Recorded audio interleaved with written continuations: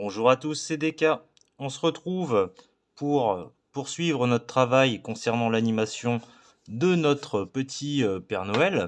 Alors, concernant notre personnage, on va redécouper encore, hein, pour pas que ce soit trop long, les choses en 2 vidéos. Donc, il y en aura une première qui nous permettra de voir dans le détail comment on fait ces 6 premières images. C'est déjà un gros travail pour essayer de comprendre le fonctionnement de la marche, voire de la course de notre personnage.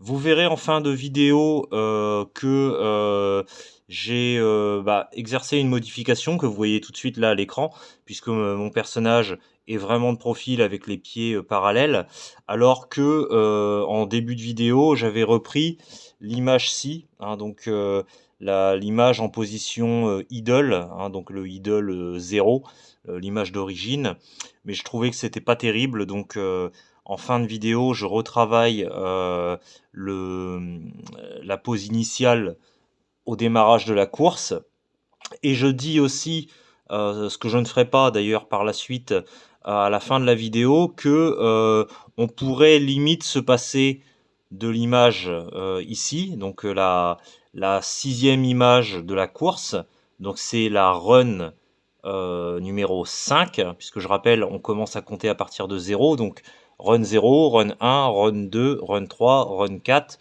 run 5. Donc la 6e image qui est la run 5, je dis à la fin de la vidéo qu'on peut potentiellement s'en passer, puisque c'est la même que la run 0, et on pourrait très bien par la suite, dans notre le logiciel d'animation slash Godot, puisque moi je vais utiliser Godot qui permet de générer l'animation, mais qui est aussi un logiciel de création de jeux vidéo, on pourrait très bien se passer de cette image et de dire au logiciel, tu me lances une animation qui fait défiler ces 5 images, et quand tu es arrivé à la fin de la 5e, tu reboucles pour me renvoyer à la 0. Et puis après, on amorce l'animation du pied gauche. J'explique à la fin de la vidéo que effectivement c'est une solution, ça nous fait économiser des ressources, puisqu'en fait, le logiciel n'a pas à gérer l'image supplémentaire qui est ici, donc c'est une solution. C'est une solution que je n'applique pas, parce que là, je dirais dans l'immédiat, le personnage était déjà dessiné, et puis en plus, en termes de ressources pures, c'est vrai qu'on a des images qui font 96 pixels par 96 pixels. La grille de sprite sheet, elle est en l'état déjà prévue à cet effet. Donc ça va avoir un coût de ressources supplémentaire qui est vraiment négligeable. Donc pour cette raison-là, au moment où je passerai bien plus tard dans l'animation sur Godot, je ne laisserai pas cette case-là vide, je ne supprimerai pas l'image, je la laisserai en l'état en fait. Mais ayez à l'esprit que on pourrait très bien s'en passer et faire en sorte par la suite que on lance une animation qui fait ça, qui ensuite boucle pour relancer celle-ci et uniquement celle-ci, et qui après lance le défilement des images qui concernent l'avancée du pied gauche, hein. Donc ça serait aussi une possibilité.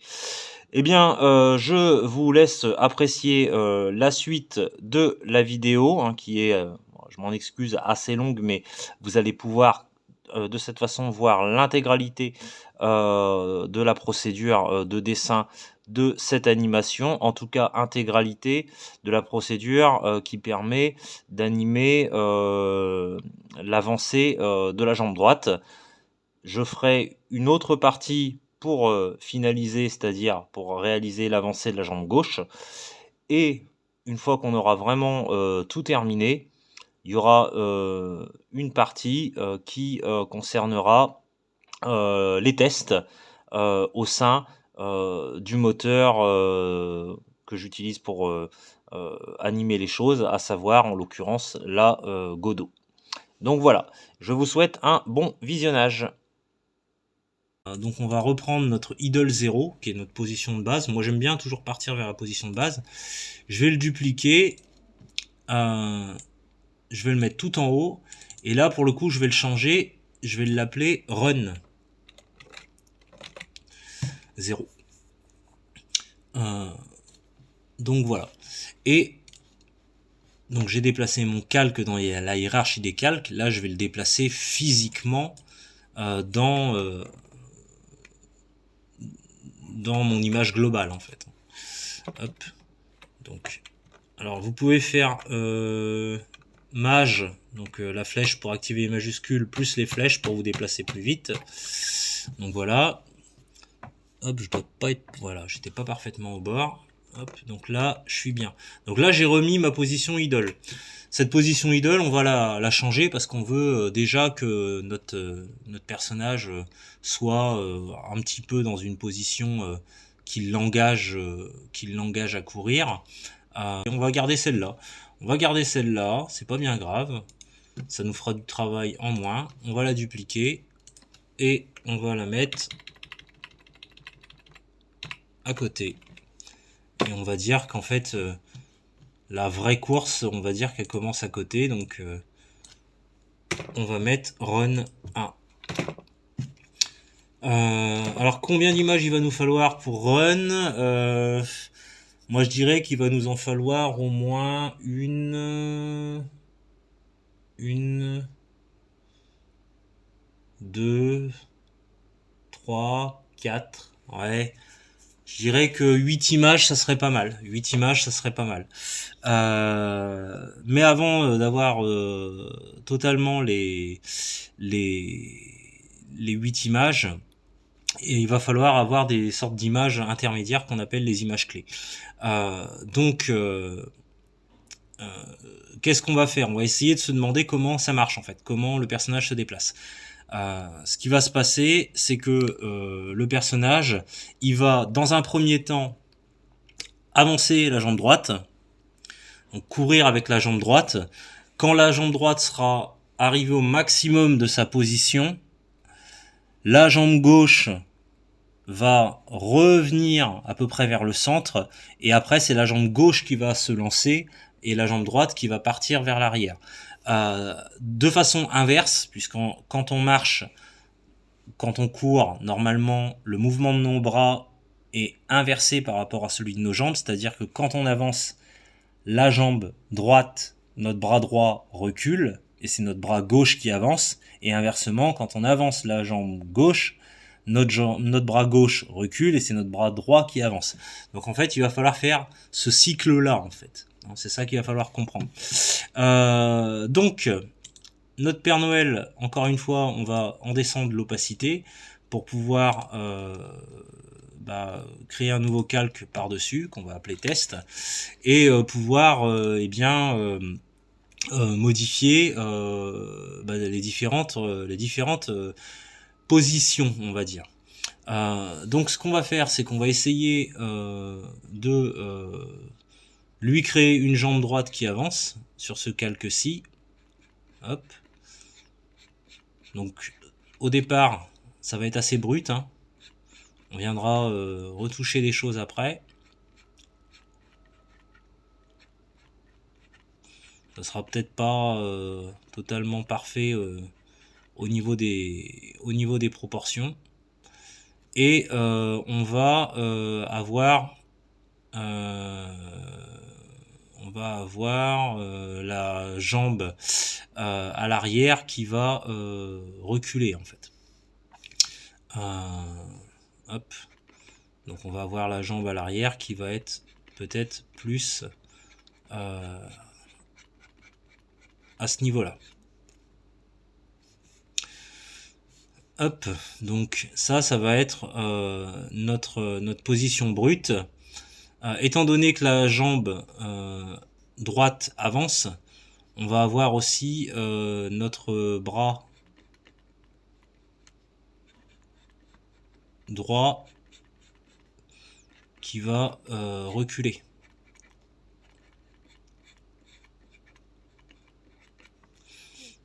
Hop, et notre bras gauche qui va légèrement avancer. Donc on va voir un petit peu plus la main. Hop. Donc là, la jambe passe devant le ventre. Donc du coup, j'efface un certain nombre de choses. Alors vous allez me dire, mais on n'a rien mis niveau couleur pour l'instant. Les couleurs, on verra à la fin, parce que vu qu'on fait des modifications en permanence là de notre sprite, si on commence à mettre des couleurs, ça veut dire que on va devoir remodifier les couleurs constamment en fait. Ce qui est pas forcément intéressant, ça va nous prendre du temps pour pas grand chose, puisque en fait il faudra tout remodifier à chaque fois. Donc moi j'ai pour préférence de faire d'abord les positions et puis d'envisager la question des couleurs en dernière instance, dira-t-on. Hop.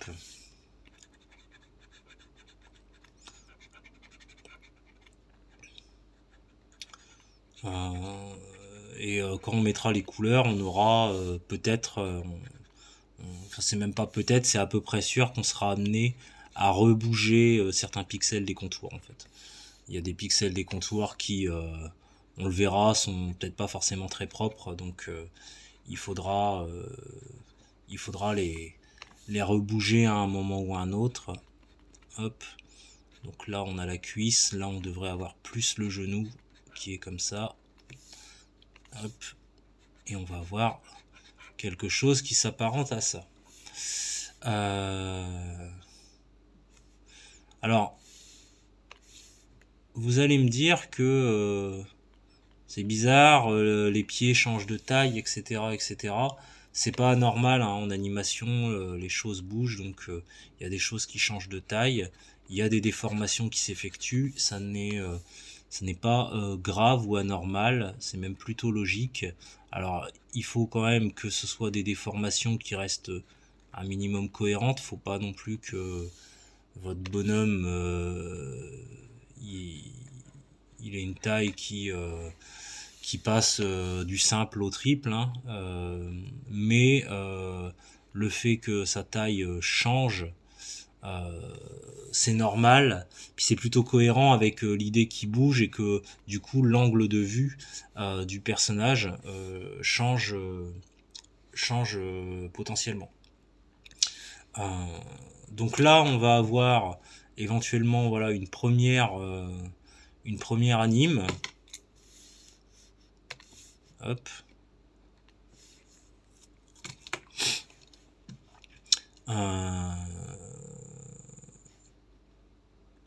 On va revenir sur l'arrière de notre personnage, donc qui est en mode opacifié, on va dire ça comme ça.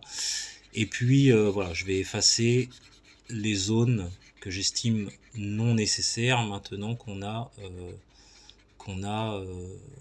redessiné une nouvelle position par-dessus. Hop, on va même effacer la zone qui concerne la main. Alors on devra peut-être retracer un petit peu des choses relatives à la barbe. Même le ventre là, je vais un peu le voilà. Hop. Donc je remets son opacité. Donc ça va nous permettre, hop, de redéfinir un petit peu le ventre et le bouton. À peu près ici. On recrée un petit arrondi. Voilà. Donc, partant de là, on va pouvoir rajouter quelques petits éléments. Mais on va aussi se resservir de notre fameux pinceau pour recréer ce simili ombrage.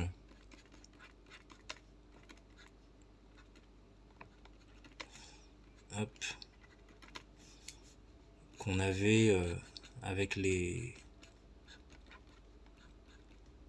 pinceaux de The Gimp. Puis ça nous permet aussi de texturer un peu et puis de pas avoir nécessairement tout qui soit tracé avec des traits durs en fait.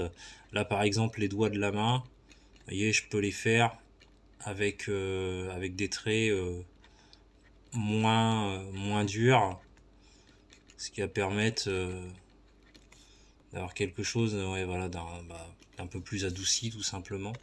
Alors là, il y a ça qui me gêne, c'est justement un peu trop dur. Donc voilà, je vais faire la même chose sur les chaussures. Hop. Alors, vous remarquerez que je noircis quand même pas mal plus, j'ombrage, on va dire plus la jambe arrière, tout simplement parce qu'elle est à l'arrière en fait. Donc étant à l'arrière, elle bénéficie d'un éclairage qui est moindre. Donc c'est aussi la raison pour laquelle je, je, la, je renforce plus son ombre en fait. Donc voilà, bon, on peut peut-être mettre quelques petits coups de gomme pour des pixels un petit peu disharmonieux, voilà, retoucher un peu, etc., etc. Là c'est pareil, c'est loin d'être parfait. Donc voilà. Donc après il y a des choses qu'on voit aussi en jeu, hein. On voit qu'il y a des pixels un peu disgracieux parfois en faisant des tests pendant le jeu. On se dit ouais là il y a un pixel de trop. Euh, Ça vaudrait le coup d'en enlever un à tel endroit ou à tel endroit. Euh, le moteur de jeu permet quand même de voir aussi un certain nombre de choses. Donc là, bon, on a plus un personnage, hein, qui marche plutôt qu'il court, mais bon, à la limite, c'est pas bien gênant. Donc ça, on va le fusionner avec voilà, notre personnage Run 1. On va le dupliquer. Hop, donc dupliquer le calque. Et puis, on va procéder de la même façon. Alors, il y a un petit souci, c'est qu'en fait, notre calque là, sa dimension, elle prend visiblement toute l'image. Donc, on va le rogner, hein, pour qu'il ait une bonne dimension, c'est-à-dire la dimension d'une case et pas plus. Hop, on va aller dans calque, rogner selon la sélection, et maintenant, quand on va le dupliquer, le nouveau calque qu'on vient de créer en dupliquant, il va avoir effectivement la bonne taille. Voilà, donc cette copie là, ça va être le Run 2. On pense bien toujours à nommer ces calques, hein, vous voyez, tout à droite, dans la hiérarchie des calques, je nomme les choses. On va baisser l'opacité de ce nouveau calque. Voilà, ça nous fait comme un fantôme qui va nous permettre d'y voir clair. Et de la même façon que tout à l'heure, eh bien, on va mettre un calque par-dessus, toujours une sorte de calque que j'appelle test. Et puis on va venir affiner notre mouvement de course. Donc par exemple, en montant le bras, alors on peut faire un truc, hein, éventuellement, ça va dégrader un peu la qualité, mais ça peut nous permettre de nous repérer quand même un peu plus facilement. Là, je suis sur le calque Run 2 personnel. Je vais lui couper son bras, je vais le recoller et je vais appliquer une rotation. Hop. Alors, quand on fait des déformations, mise à l'échelle, rotation ou tout autre type de déformation qui vaudrait même mieux, pour être correct, appeler des interpolations, on va avoir de la perte de qualité. On va avoir du flou qui va se créer, etc., etc. Donc c'est pour ça que, vous voyez, c'est déjà plus flou que le reste du personnage. Alors là, vu que l'opacité est basse, on ne le voyait pas bien, mais vous voyez que là, on a perdu en qualité. Donc c'est pour ça que finalement, c'est bien pour se donner une idée, mais c'est pour ça que j'utilise mon calque test. C'est que bien que ce soit utile pour se donner une idée, moi je préfère venir redessiner. Ça me donne une idée de la position, mais dans l'idéal, c'est mieux de venir redessiner par-dessus. Donc là, j'ai la nouvelle position de mon bras. Je vais toujours avoir mon bras gauche qui va s'avancer. Donc je peux faire pareil, hein. Pour me donner une idée, je peux venir le découper sur le calque du dessous. CTRL X, CTRL V. Le déplacer. On peut même le monter aussi, hein, éventuellement. Par exemple jusqu'ici. On va l'ancrer. Et puis à partir de notre calque test, on va le redessiner. Donc on va redessiner un pouce. Les 4 doigts dans la mesure du possible. Là, un petit peu la paume de la main. Et puis on va commencer, vous voyez, à venir rajouter un bras. Alors là, il y a une manche normalement aussi. Une manche qui est liée à la, on va dire, à la veste du personnage. Hop. Donc c'est pas évident parce qu'on a peu de on a peu de marge de manœuvre puisqu'on travaille sur un format qui est assez petit. Donc il faut essayer de suggérer les choses. Donc voilà, on peut venir rechercher le ventre. Donc on a nos bras et on va avoir nos jambes qui vont bouger aussi. Donc notre jambe arrière, elle va se reculer encore un peu plus et elle va aussi s'incliner légèrement. Donc on va venir la découper, encore une fois, hein, pour se donner une idée, hein. Mais on va pas pouvoir l'utiliser tel quel parce que sinon ça va pas être propre. Donc on va la reculer un peu, là ça me semble pas mal. On va lui appliquer une petite rotation. Voilà. On va la remonter de façon à ce qu'elle soit bien cachée derrière l'autre jambe. Autre jambe qu'on va bouger aussi, hein. Mais on a comme ça on a déjà une base. Hop. On a déjà une base qui nous permet voilà, d'y voir un petit peu clair. Hop. Alors on aurait pu faire de l'animation modulaire et puis découper tous ces éléments comme un pantin et puis dire bon bah voilà, c'est le logiciel qui me agence au fur et à mesure la position de tous ces éléments en mode pantin. Là je le fais vraiment en mode à l'ancienne, en mode sprite sheet, comme si on dessinait vraiment tout par nous-mêmes. Hop, donc là je vais essayer d'avancer la jambe droite. Alors on va faire en sorte qu'elle se lève un peu plus.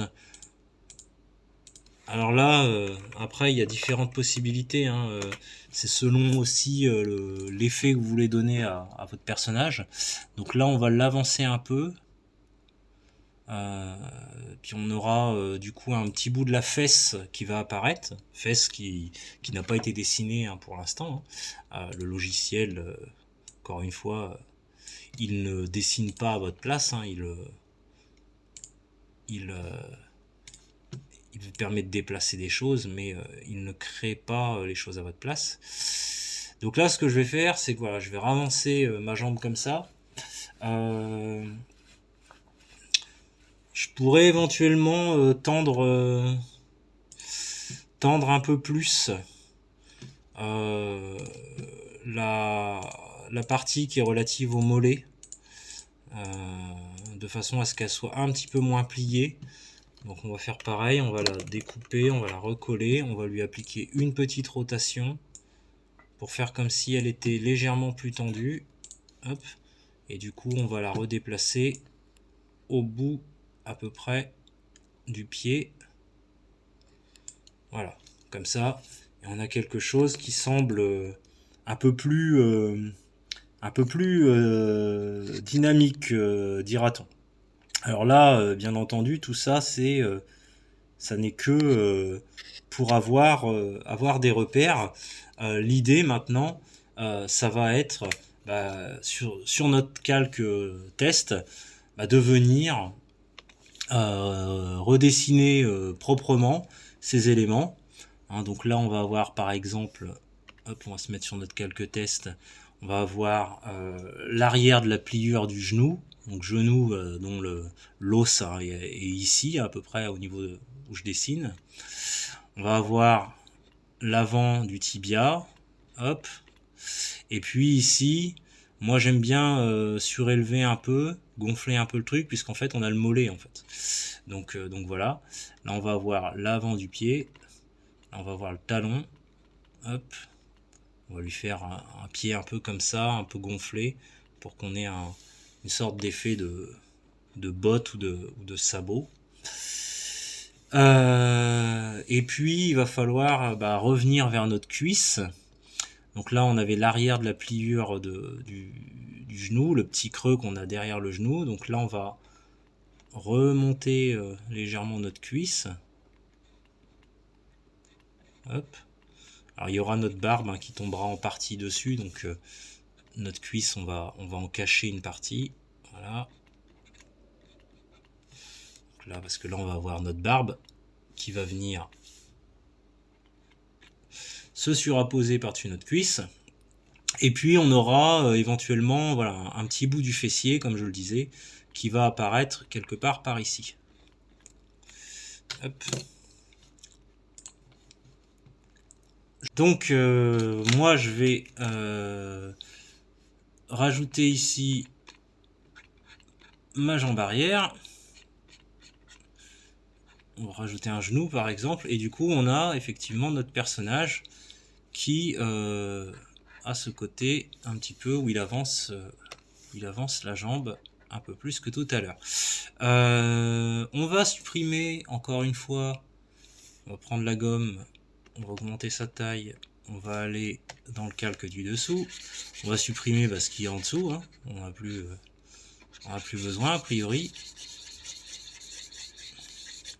Alors faites attention quand vous supprimez les choses, parfois on a l'impression d'avoir supprimé tout ce qu'il fallait, et parfois c'est pas le cas. Parfois il reste de la pollution, dira-t-on. Donc parfois le mieux pour vous en assurer, hein, c'est de tester avec votre calque rouge, vous voyez. On y voit plus clair et on voit un peu mieux si on a des pixels indésirables qui restent à l'arrière de notre calque. Hop. Donc là, vous voyez, comme ça, ça me permet de détourer un peu au niveau de la barbe. Hop. Voilà. Et là, maintenant, ça me paraît pas trop mal. Mon calque du dessous, je peux le réafficher. Et puis, je vais venir les fusionner. Donc ça me paraît plutôt pas trop mal.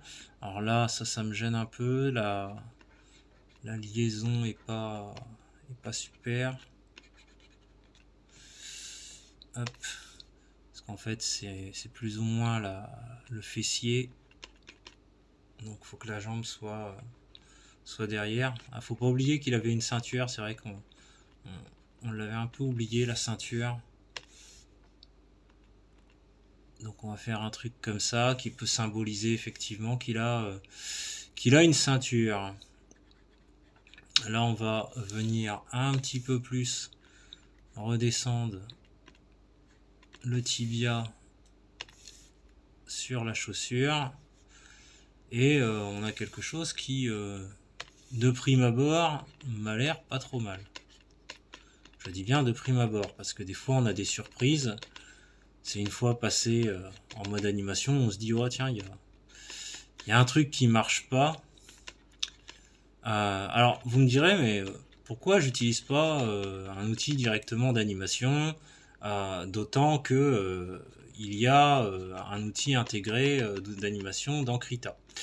Alors je vous avouerai que moi, titre personnel, je l'ai pas testé, donc je ne le maîtrise pas forcément. Donc c'est une des raisons, en toute honnêteté, pour lesquelles je vous le montre pas, parce que ça serait un peu bête de vous expliquer des choses à partir d'un outil que je maîtrise pas moi-même. Ça, c'est la première raison. Et puis la deuxième, c'est aussi, encore une fois, dans l'idée que les outils, c'est bien, mais les outils doivent servir l'utilisateur et pas l'inverse. C'est-à-dire que je pense qu'un outil tel qu'une barre d'animation, c'est bien quand on a déjà compris un certain nombre de choses en animation. Mais ça fera pas le boulot à votre place, en fait. Et je trouve que c'est plus intéressant de faire un petit peu les choses à l'ancienne. Et du coup, on va déjà arriver à visualiser dans sa tête au moins le déplacement global. Et à la rigueur, s'il y a besoin d'un outil d'animation pour affiner derrière, on viendra s'en servir. Mais tout faire via l'outil d'animation, en tout cas tout faire sans comprendre comment fonctionne une animation de course, je trouve ça un petit peu dommage. Parce que du coup, on fait des choses sans réellement les comprendre, en fait. Là, je fais des bêtises. Je fais des grosses bêtises. Encore une fois, je viens faire des choses sur un calque alors que je n'ai pas lieu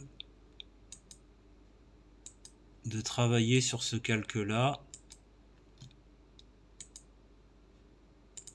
Donc là, je regarde dans ma hiérarchie à quel moment j'ai commencé mes bêtises. Ça devait être à peu près là, quelque part par là.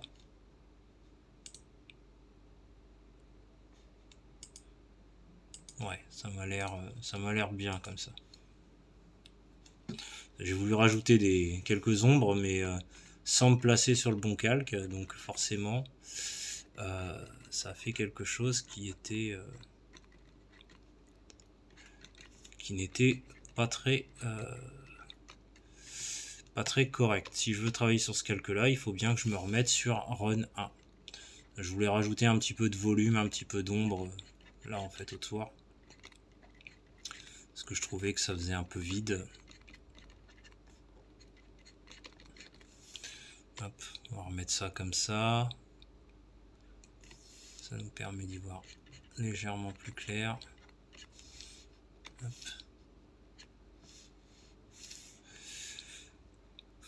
Ouais, ça me paraît pas trop mal. Alors, il y a peut-être des choses qu'on peut durcir un peu sur le calque 1, par exemple ça. Sur le calque ici, on peut rajouter ça. Et ça me semble pas trop mal. Alors mon fond rouge, mais bien utile pour... Donc là, j'ai une animation avec le personnage qui avance sa jambe, etc. etc. On va avoir la redescente de la jambe qui va devoir intervenir et une redescente qui va impliquer aussi que celle qui est à l'arrière, la jambe gauche, se relève aussi. Donc ça, il faut aussi l'avoir à l'esprit. Alors, moi, le petit truc qui me gêne, à la limite, c'est qu'on ait des contours qui soient pas assez forts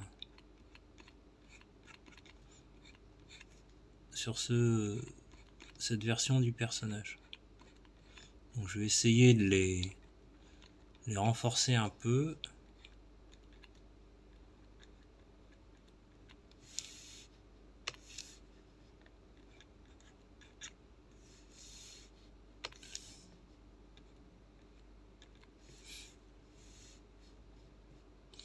Là, on a des choses qui me semblent un peu légères en termes de contours. Donc j'ai envie de les renforcer légèrement.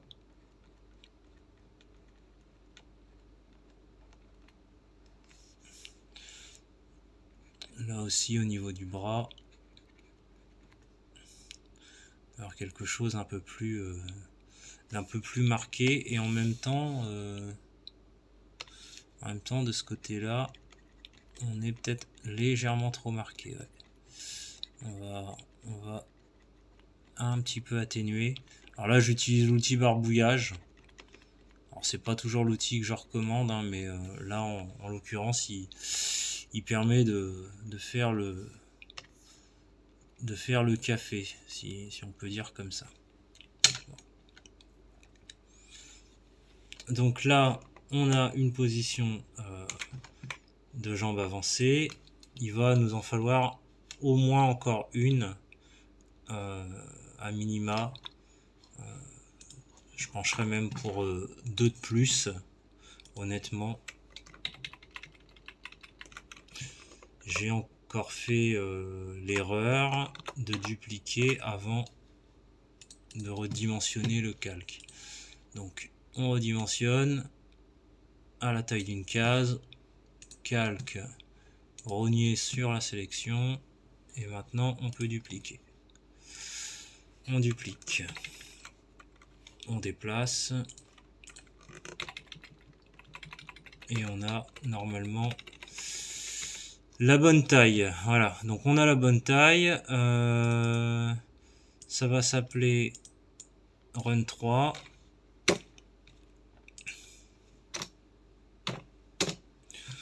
On va baisser l'opacité. Hop, on va créer notre fameux calque test qu'on crée à chaque fois par-dessus. Et là, encore une fois, eh bien, on va venir redessiner la nouvelle position. Donc la nouvelle position, elle va inclure que cette jambe-là va se lever. Hop. Donc on va, encore une fois, hein, on va essayer de céder ce qui a déjà été fait. Donc on a un pied, hop, qu'on va venir repositionner. Donc je vais déjà l'incliner, je vais déjà lui donner une rotation. On va lui donner une rotation assez forte quand même, parce que là il faut que ça soit bien incliné. On va le remonter un peu, à peu près dans cette zone là.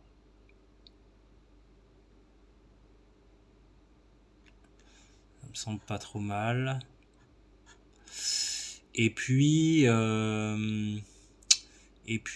il va y avoir la jambe droite qui, elle, va devoir être en position redescendante. Donc on va avoir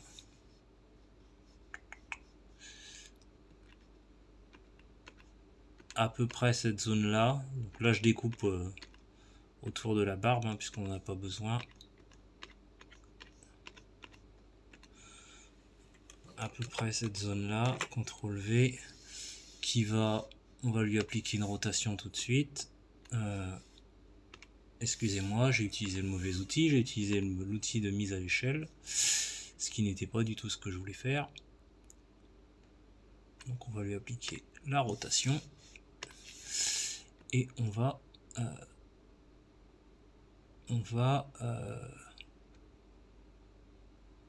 la repositionner à peu près comme ça. Ah, l'outil, je disais que c'était pas utile, mais l'outil de mise à l'échelle, ça pourrait être pourrait nous aider légèrement. Voilà. Comme ça. Les bras vont bouger légèrement aussi. Hop. Donc lui, on va le reprendre. On va venir le chercher là sous l'aisselle à peu près. Alors j'évite la barbe, parce que la barbe, je veux qu'elle bouge pas trop.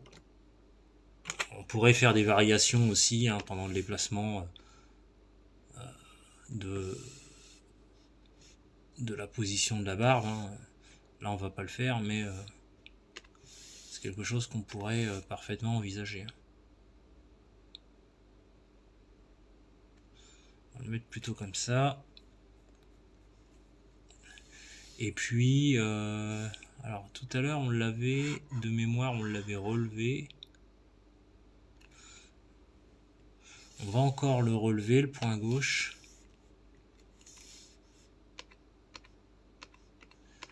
mais j'aimerais lui donner un effet un petit peu particulier.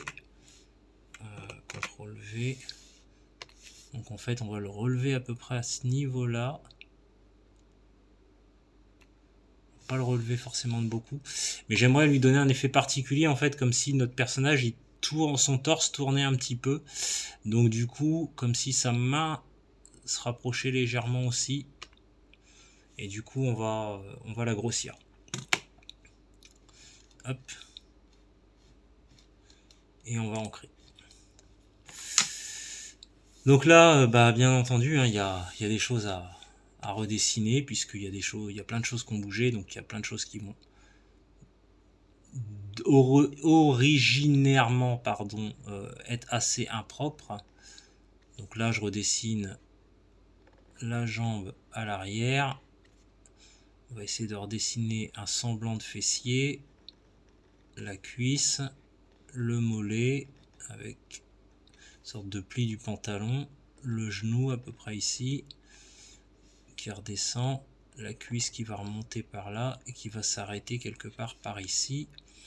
Donc là, notre semblant de fessier, on va avoir notre ceinture avec peut-être un peu plus l'arrière de la ceinture qui va apparaître. Voilà, on va avoir notre simili bras par ici, un bout du dos. Hop, voilà. On a des choses qu'on voyait pas avant qui commencent à apparaître. Là, on va avoir pareil un visuel sur la manche un peu plus grand. Donc on va voir quelque part par ici notre pouce avec nos doigts. Hop, l'intérieur de notre main. Là, on va rajouter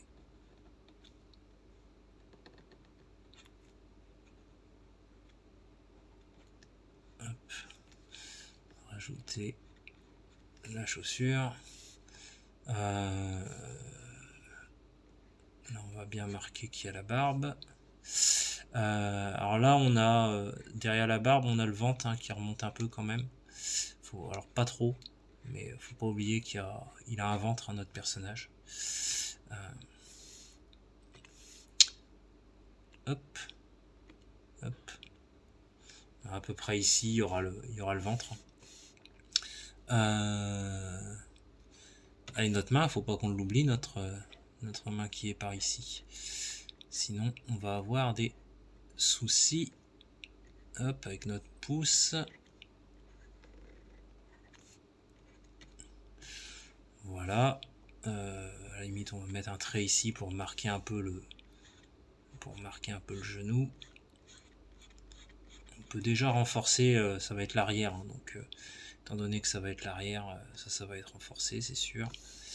Là, j'essaie de remarquer un peu le fessier, parce vu qu'il est bien marqué de l'autre côté, ça serait pas mal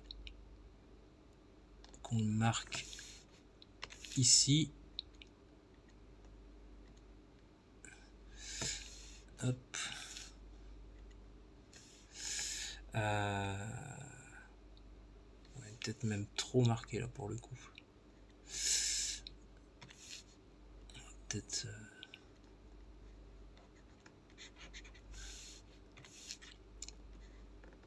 Bon, on va supprimer des choses parce que en fait là le problème c'est qu'on a beaucoup d'éléments et du coup on a un manque de visibilité. Donc on va, je pense, supprimer des choses sur le calque qui est à l'arrière justement pour y voir plus clair. Donc on va hop, hop. Alors là j'y vais vraiment avec la grosse brosse de bourrin. Enfin de bourrin, tout est relatif. J'étais en taille 25. Et comme je travaille en taille 1 pixel de base, quand on passe de 1 à 25, forcément c'est énorme d'un coup.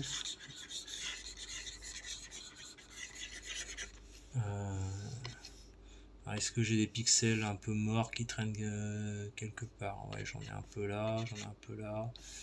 Bon, rien de dramatique. Donc Hop. Voilà.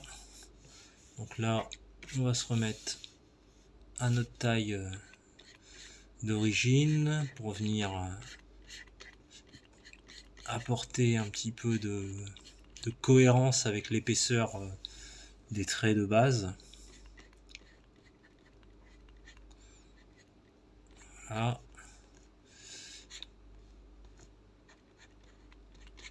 Alors là, ça me gêne un peu, c'est que voilà, j'ai un soulier qui malheureusement dépasse pas des masses du pantalon.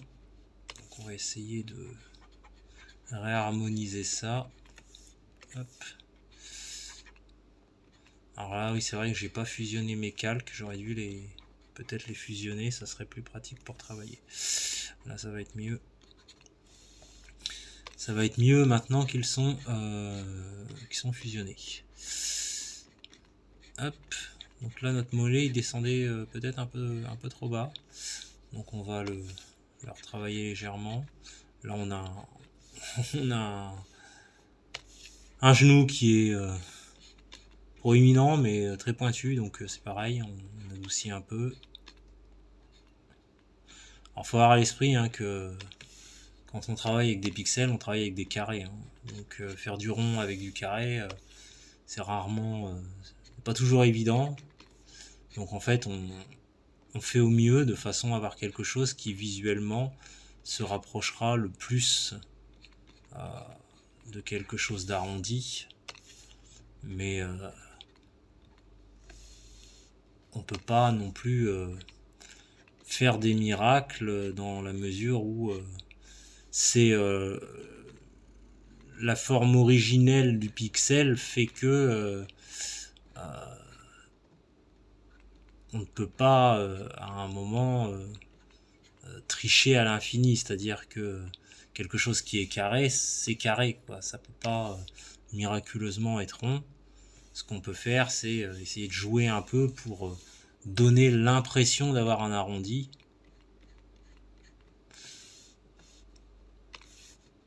Hop. Là, j'essaye de venir marquer un petit peu la ceinture qui pourrait être par ici. On va coller donc toujours la partie arrière que moi j'assombris pas mal quand même.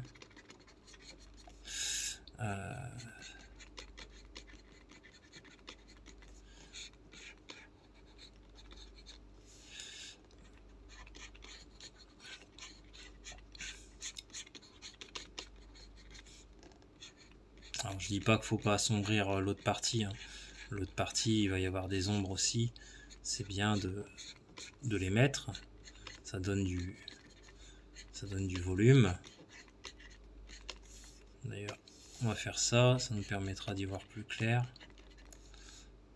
Hop. Sur la cohérence. Mais c'est vrai que j'ai une tendance, vous voyez, à plus assombrir là derrière, puisque c'est une zone qui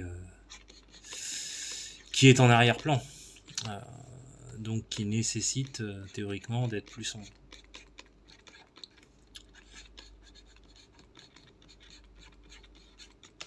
Alors j'ai pas parlé d'où venait mon éclairage. Ça c'est une habitude, alors bonne ou mauvaise je ne sais pas. J'aurais tendance à dire que elle est un peu mauvaise parce que elle est non réfléchie. C'est que j'ai tendance à toujours penser ma lumière comme venant de la gauche du personnage. Donc du coup, les parties les plus sombres sont toujours les parties droites du personnage. Je suis pas sûr que ce soit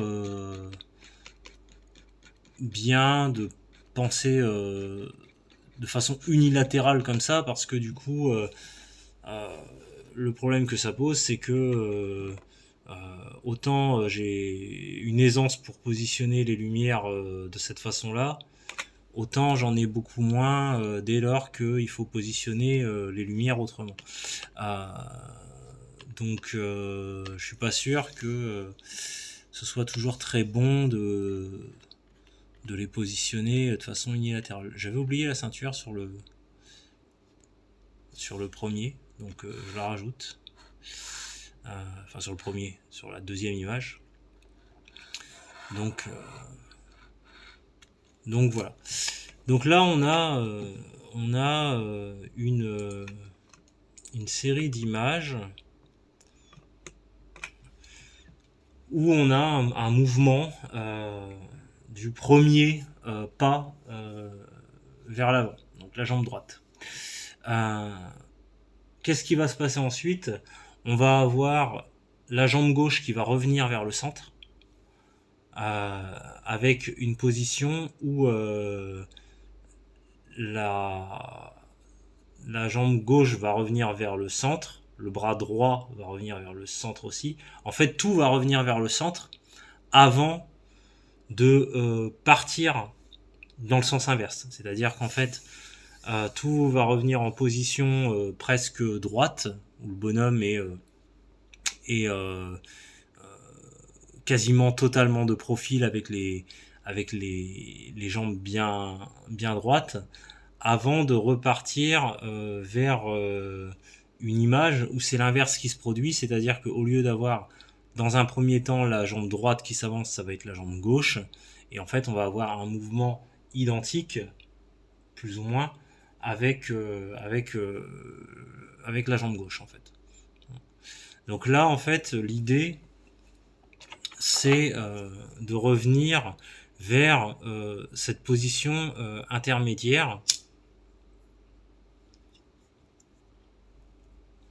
qui va être la position centrale, je dirais.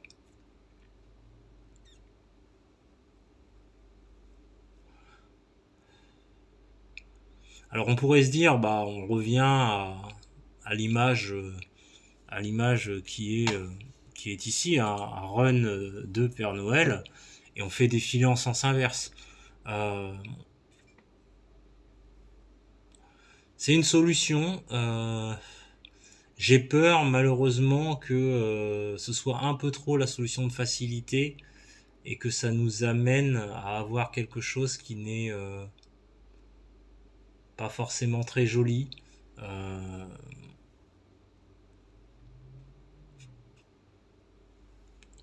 On peut essayer par souci d'économie de temps. On peut essayer pour voir si effectivement ça marcherait. C'est une possibilité, donc on va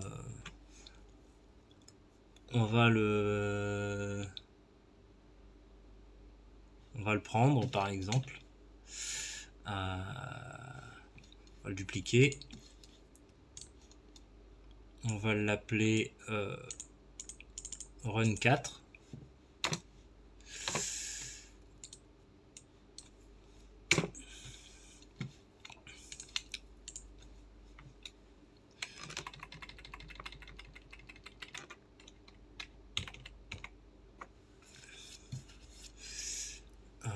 Hop.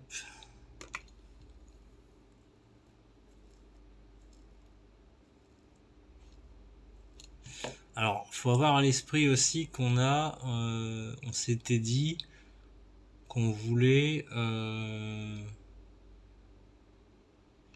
animation sur 8 à 10 images.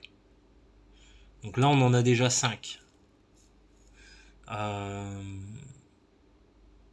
Ça nous laisse peu de marge pour faire l'animation dans le sens inverse. Faut avoir ça aussi à l'esprit.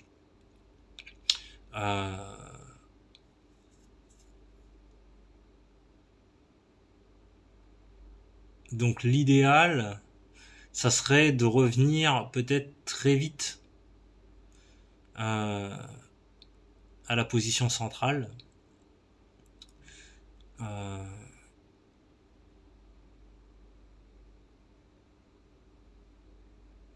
De sorte qu'on ait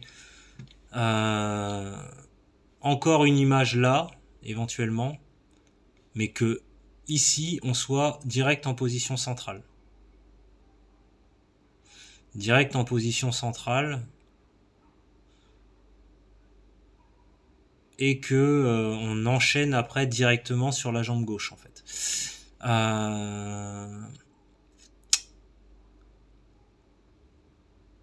Donc plutôt que de recoller l'image 3, il faudrait qu'on revienne plus vite sur l'image 1 en fait. Moi ça me semble plus pertinent. Donc c'est l'image 1 qu'on va dupliquer. Donc celle-là on va la supprimer. Alors on va faire en sorte qu'on revienne plus vite vers celle-là à la limite.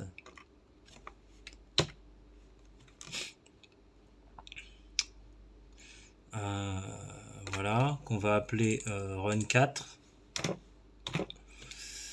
Alors on ira tester ça dans Godot, hein, concrètement.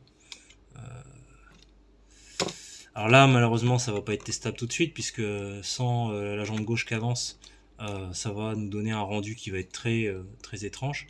On va reprendre notre position vraiment d'origine. Par contre, je voudrais quand même... on va essayer, mais je pense que là, en fait, notre position d'origine, on a encore les pieds trop écartés. Je pense que ça vaudrait quand même le coup d'au moins retravailler sur la position d'origine, retravailler les pieds en fait. Hop, donc on va se mettre en position 5, run 5. Hop.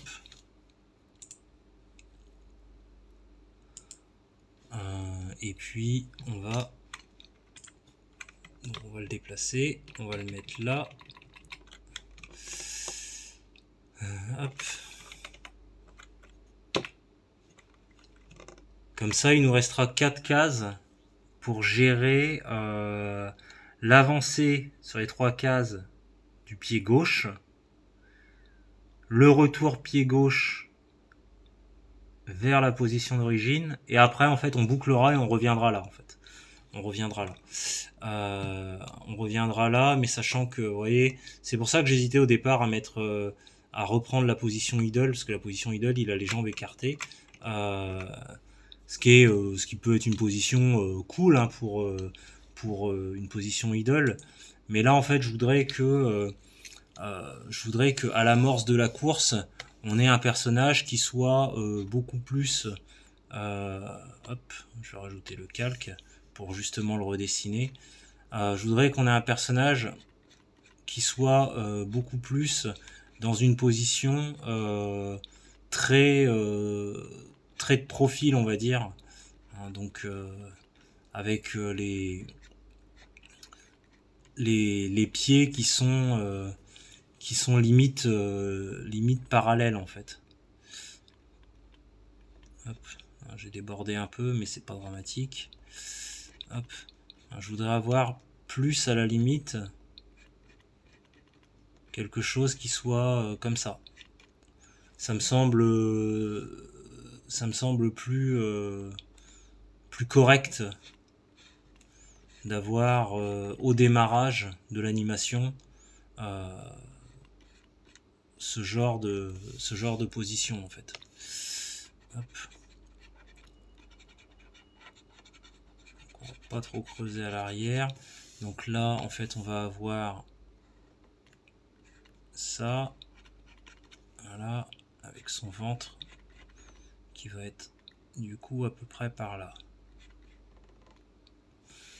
Donc ça paraît être un détail, mais ça, je pense que ça me semble plus correct dans son retour de position au niveau de ses jambes en fait. Alors là, faut pas oublier qu'on a notre petite boucle de ceinture. Alors on n'aura pas trop de visibilité sur la ceinture parce qu'on va imaginer que son ventre, qui est quand même un gros ventre de Père Noël hein, théoriquement, retombe légèrement sur la ceinture. Donc à la limite, on peut peut-être faire monter quand même un peu plus le soulier ici, l'épaisseur. Voilà. Donc on devrait avoir quelque chose qui, à mon sens, sera plus correct que de réutiliser simplement la position idle, qui est bien, hein, encore une fois, hein, pour du idle. Elle me semble correcte, mais pour une animation de run, me semble quand même pas top en fait. Je préférerais qu'ils reviennent à une position plus stable. Hop. Donc voilà. Donc ce qu'on va faire tout de suite, hop, c'est qu'on va fusionner nos deux calques. Et puis du coup, on va modifier aussi notre run 0 en fait, hein, notre première position de run. Alors après, on verra au niveau du logiciel, au niveau de Godot, quand on va intégrer nos images. On créera peut-être pas cette image run 5, puisque comme elle va être identique à la première, on demandera peut-être à Godot de venir tout simplement intégrer de nouveau l'image 0. Là je la dessine parce que ça me permet de m'y retrouver, mais après je dirais pour des raisons de, encore une fois on est à l'arrière, donc là je rends très foncé. Là je la dessine, ça me permet de m'y retrouver, mais pour des raisons d'économie de ressources,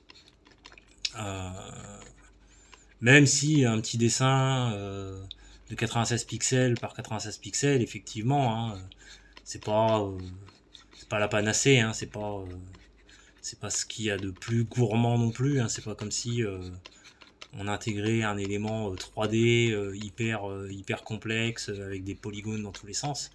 Mais toutes les économies sont bonnes à prendre, et dès l'instant où vous pouvez économiser un peu de ressources, pourquoi ne pas le faire, quoi, hein, donc parce que là en l'occurrence ça sera un dessin que vous auriez beaucoup travaillé, et puis vous voulez pas le perdre entre guillemets, ça se comprend, mais là en fait ce qu'on va faire, c'est que notre case run 5,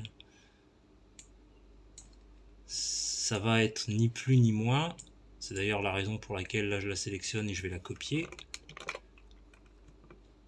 ça va être la même que la toute première, que run 0. Run 0 dont je vais effacer le contenu. Vous voyez, je vais sélectionner tout, je vais supprimer,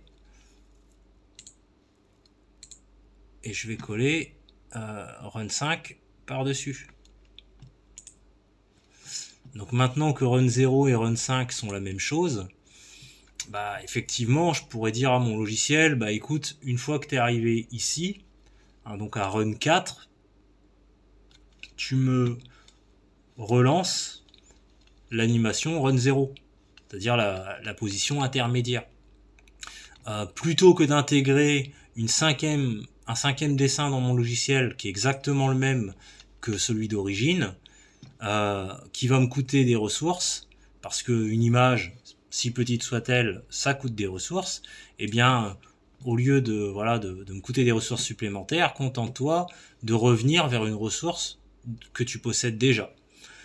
Donc ça évite effectivement des coûts en ressources, des coûts de travail éventuellement. Bon, là le travail il est fait, mais des coûts de travail éventuellement, quoi. Donc ça peut être pas mal. Donc nous voici arrivés au terme de cette partie, un peu longue certes, mais ça vous permet de voir en détail l'animation qui permet d'amorcer la course avec l'avance de la jambe droite et puis de ce qui va avec. Au-delà de cette partie-là, on va dans une prochaine partie voir l'animation pour avancer la jambe gauche, donc avec ce qui va avec, puisque quand on va avancer la jambe gauche, le bras droit va avancer aussi, et à l'inverse, la jambe droite va reculer, et c'est le bras gauche qui vont reculer. Donc ça sera la prochaine partie. Là, dans cette partie-là, on a vu aussi, hein, je rappelle, le retravail de la position d'origine qui amorce la course, de façon à avoir quelque chose de plus de profil, de façon à ce que ce soit plus net, plus cohérent. Alors, on a un doublon d'image. L'image 0 est la même que, donc run 0 est la même que run 5. Donc 6e image, mais run 5 parce qu'on commence à compter à partir de 0. Donc ce sont des images identiques, et bien que je disais à la fin de la vidéo qu'on pourrait s'en passer pour des économies de ressources, etc., dans la suite du projet, vous verrez que pour autant, je la conserve. Parce que d'un point de vue ressources, c'est pas très gourmand, parce que la grille, elle est déjà prévue à cet effet, et parce que une fois qu'on va utiliser ça dans notre moteur de rendu d'animation, si on veut se passer de celle-ci, ce qu'on peut faire, hein, ça va nous engager à utiliser des clés d'animation qui nous renverraient en arrière, vers des cases de la grille précédente. Ce qui n'est pas toujours très confortable. Là, au vu du peu de ressources que ça coûte, autant dupliquer l'image, et puis comme ça on a des clés d'animation qui se suivent. On va avoir clé 0, clé 1, clé 2, clé 3, clé 4, clé 5, et ça permettra d'avoir quelque chose d'assez fluide sans avoir à faire des allers-retours en arrière puis en avant. Donc voilà. Eh bien, sur ce, j'espère que cette vidéo vous aura plu, et on se retrouve la prochaine fois pour l'avancée du pied gauche et de tout ce qui va avec. Et puis, il y aura une autre vidéo qui suivra, qui concernera des tests pratico-pratiques, pardon, puisque jusqu'alors, on a tout fait dans notre tête, mais est-ce que ce qui se passe dans notre tête est réellement fonctionnel? Eh ben, c'est ce qu'on verra dans la vidéo test au sein du logiciel dont je me sers pour animer les choses, qui est aussi un logiciel de création de jeux vidéo, à savoir Godot.